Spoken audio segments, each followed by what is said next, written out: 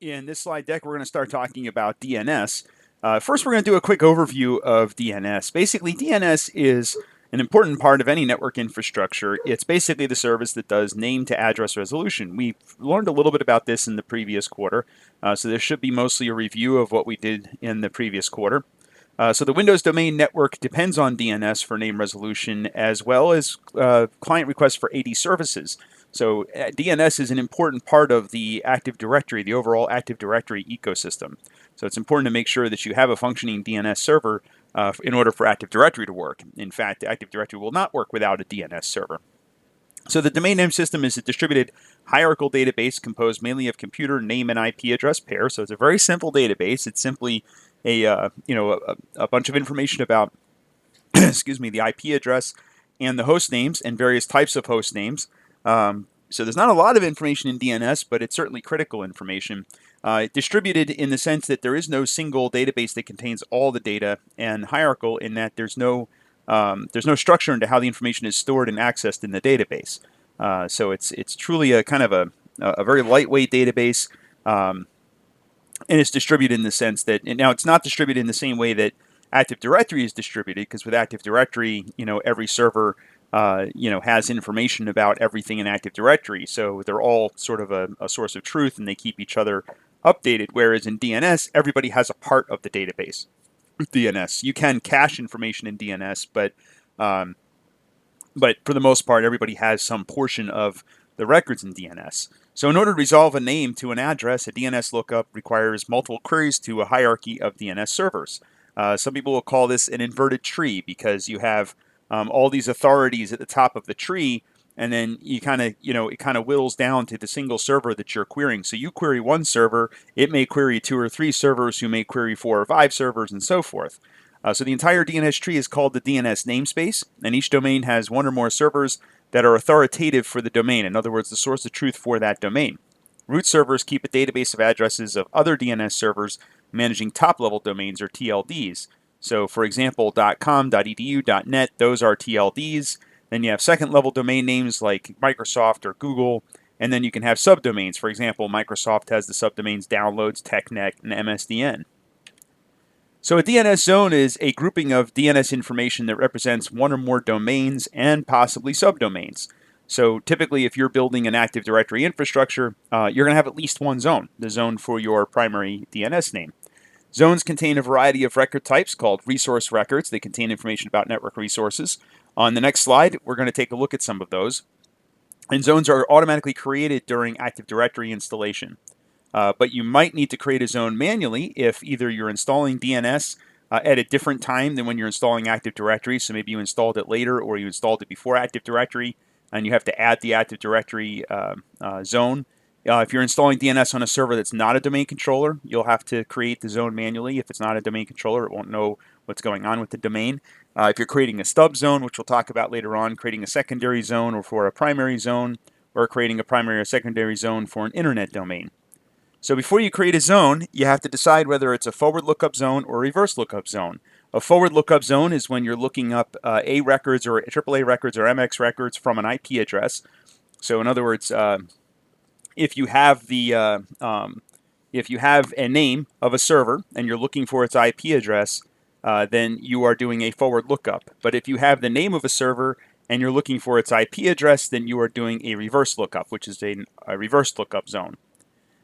So there's 3 different types of zones. You have a primary zone, which is a read-write master copy of all the resource records for the zone, and it is authoritative for that zone. A secondary zone is a read-only copy, which is also authoritative.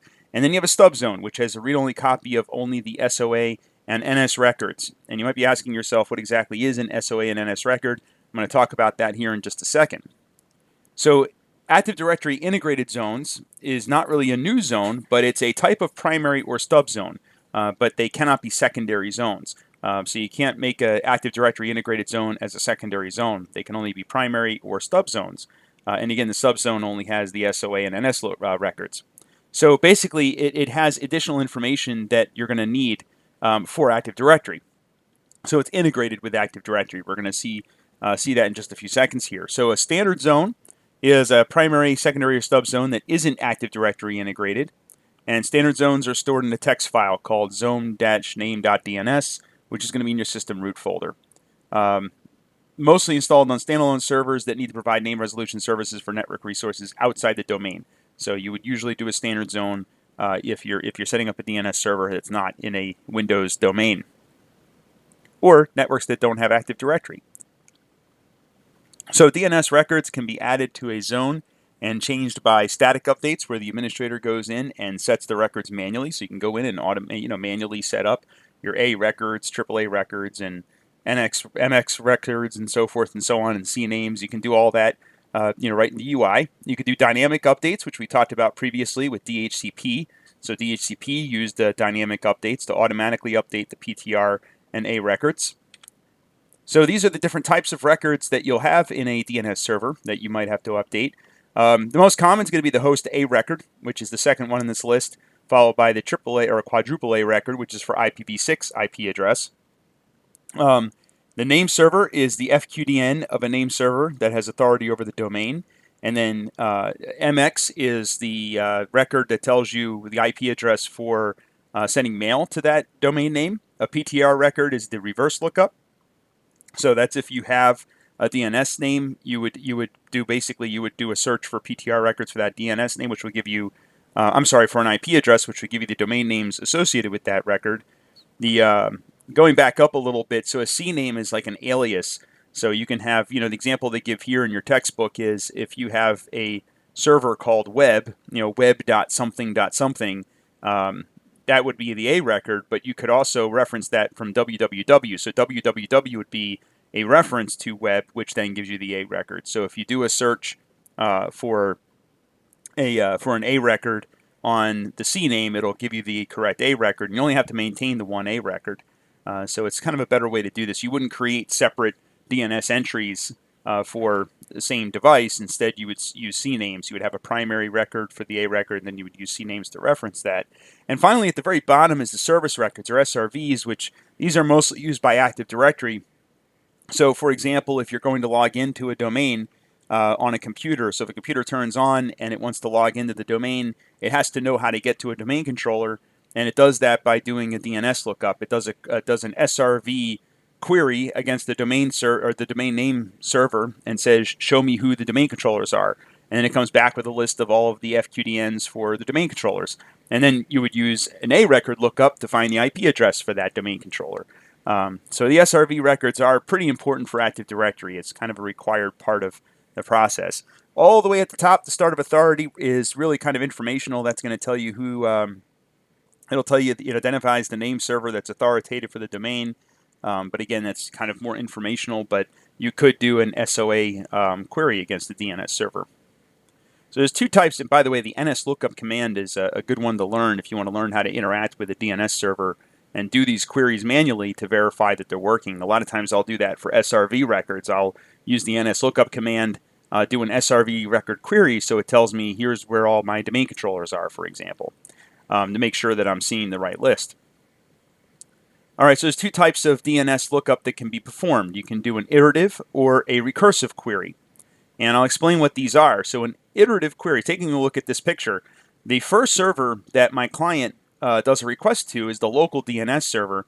That would be a recursive query because the local DNS server is not authoritative for Microsoft.com, and it's going to have to query other servers to get that information. So the first query is recursive in that server, if it doesn't have enough information to service the request, is then going to go try to find somebody who can and then respond to their request.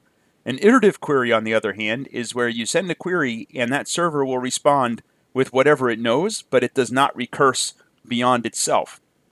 So it doesn't go beyond its own database. It just says, well, here's what I know about Microsoft.com. And in some cases, it'll send a referral. So it'll say, well, I don't know who Microsoft.com is, but here's a referral for somebody else who might.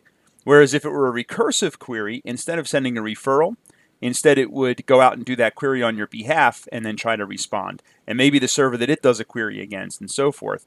Generally, it's best practice to do a recursive query against the first server, and then it does iterative queries on your behalf to come back and find the correct response. So in the next slide deck, I'm going to talk about DNS security.